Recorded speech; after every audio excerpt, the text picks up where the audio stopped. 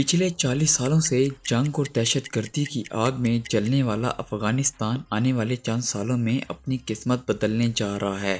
جہاں دنیا بھر کے ملک فیوچر پروجیکٹس پر کام کر رہے ہیں، وہیں اسی دوڑ میں اب افغانستان بھی شامل ہو چکا ہے۔ ناظرین، افغانستان نہ کوئی اسکائی اسکریپر بنا رہا ہے اور نہ ہی چاند یا سورج پر جانے کی تیاری کر رہا ہے، بلکہ افغانستان ایشیا کا سب سے بڑا آرٹیفیشل ریور بنانے جا رہا ہے۔ اوکے انفارمیٹو ٹی وی کی ایک اور شاندار ویڈیو میں پھر سے خوش آمدید۔ ناظرین، افغانستان ایک مکمل لینڈ لاکڈ کنٹری ہے، مطلب افغانستان کے کسی حصے کے ساتھ کوئی سمندر نہیں لگتا۔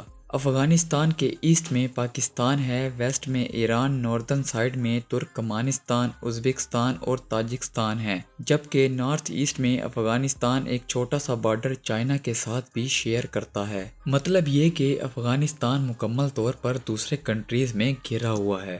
افغانستان کی 70% واٹر سپلائی ہندو کش کے برف سے ڈھکے ہوئے پہاڑوں سے آتی ہے۔ افغانستان میں 4 بڑے دریا ہیں جن سے افغانستان کو پانی ملتا ہے، لیکن یہ سارے دریا افغانستان کی واٹر ریکوائرمنٹ پوری کرنے کے لیے ناکافی ہیں۔ اسی لیے افغانستان ہمیشہ سے بہت سخت واٹر کرائسس کا شکار بھی رہ چکا ہے، لیکن امریکہ افغان وار کے بعد تو اس میں بہت زیادہ شدت آ چکی ہے۔ اصل میں افغانستان کے ناردرن ایریا میں پانی کی بہت کمی ہے، اور اس کمی کو دور کرنے کے لیے افغان گورنمنٹ نے یہ حل سوچا ہے کہ اوکسس ریور سے ایک آرٹیفیشل نہر بنائی جائے جو 285 کلومیٹر پر اس سارے ناردرن ایریا کو پانی سپلائی کرے گی۔ اس آرٹیفیشل کینال کی مدد سے تقریباً 5.5 لاکھ ایکڑ کے اس خشک ریگستانی علاقے کو سرسبز کھیتوں میں بدلا جائے گا۔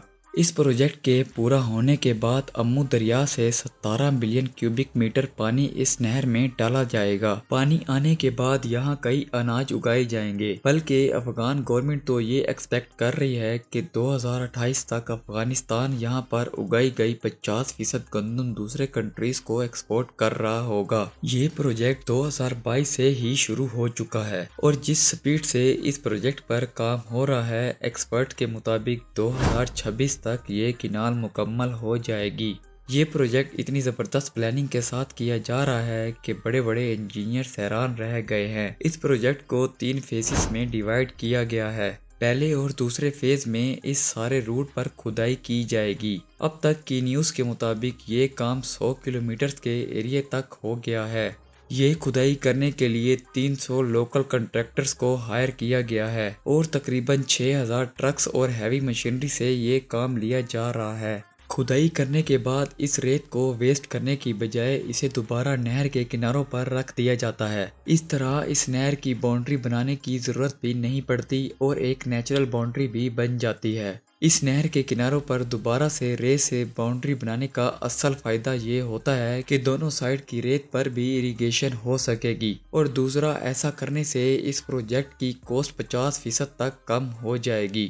جہاں یہ پروجیکٹ دنوں میں مکمل ہوتا نظر آ رہا ہے، وہیں اس پروجیکٹ کو لے کر کافی میڈیا پروپیگنڈا بھی کیا گیا ہے، اور وہ ہے ترکمانستان اور ازبکستان کا اس ریور پر کلیم۔ ان دونوں کنٹریز نے اس پروجیکٹ پر بہت سے سوال اٹھائے ہیں کہ کیسے یہ نہر ان دونوں کنٹریز میں اس دریا سے آنے والے واٹر سپلائی کو 50% تک کم کر دے گی۔ فی الحال افغان گورنمنٹ اور ان دونوں کنٹریز میں اس مسئلے پر بات چیت چل رہی ہے۔ افغان ان دونوں کنٹریز کو کنونس کر رہا ہے کہ 1992 میں ہونے والے الماٹی ایگریمنٹ کے مطابق امو دریا پر افغانستان کا بھی حق ہے، اور اگر ترکمانستان اپنے فائدے کے لیے اس دریا پر قراقرم کنال بنا سکتا ہے تو افغانستان کیوں نہیں؟ قراقرم نہر دنیا کی سب سے بڑی نہر ہے۔ اسے ترکمانستان نے 1988 میں بنایا تھا تاکہ اوکسس ریور سے پانی لے کر قراقرم ڈیزرٹ میں اریگیشن کی جا سکے۔ اس کینال کی وجہ سے ترکمانستان نے اس پورے ریگستان کو سرسبز کھیتوں میں کنورٹ کر دیا تھا۔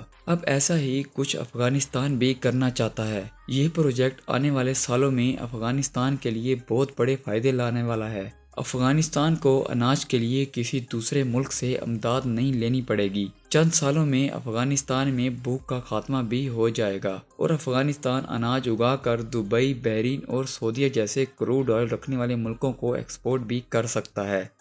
امید ہے آپ کو ہماری آج کی یہ ویڈیو بے حد پسند آئے گی۔ ہمارے چینل کو سبسکرائب کر کے بیل آئیکن پر کلک کرنا نہ بھولیں۔ ویڈیو کو آخر تک دیکھنے کے لیے آپ کا بے حد شکریہ۔ ملتے ہیں اگلی شاندار ویڈیو میں۔